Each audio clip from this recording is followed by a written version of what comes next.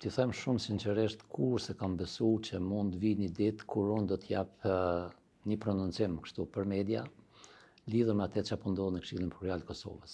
Kam menduar që Këshilli Prokuror të Kosovës është kupolla e sistemit prokuror të Kosovës, ku duhet të respektohet dhe zbatohet ligji ashtu siç shkruan në letër, ashtu siç është aprovuar nga Kuvendi i Kosovës dhe ashtu siç është dashur çdo jurist me zbatu në mënyrën më strikte.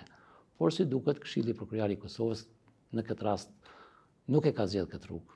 Ka zgjedhur një rrugë të nxjerrjes së vendimeve të kundërligjshme dhe vendimeve të cilat nuk i plotësojnë as minimumin e standardeve të respektimit të drejtave të njerëzit dhe minimumin e respektimit të ligjeve që janë fuqi.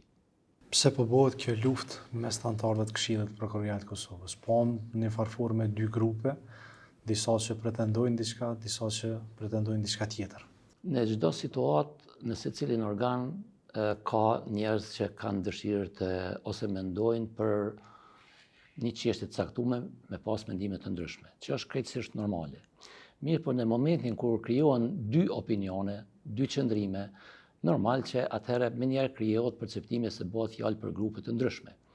Dhe normal, nëse ti je ai që je në mes të grupeve, je viktima, sepse nuk pajtohesh me qëndrimet e njerëz palës së palës tjetër. Dhe gjithmonë këto qasje të këtyre dy qëndrimeve të ndryshme, gjithmonë perceptohen pastaj që janë grupe që luftojnë për interesat të ndryshme brenda sistemit.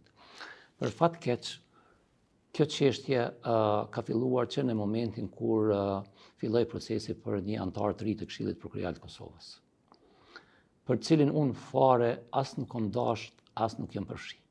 Sepse kam qenë ushtrues detyre kryeprokurorit të shtetit, kam dashur me rujt një balancë, edhe mos më marr fare me këtë çështje, nga se në fund të fundit ka qenë çështje dhe e drejtë e prokurorëve, të prokurive themelore me zgjedh përfaqësuesin e tyre në Këshillin Prokuror të Kosovës.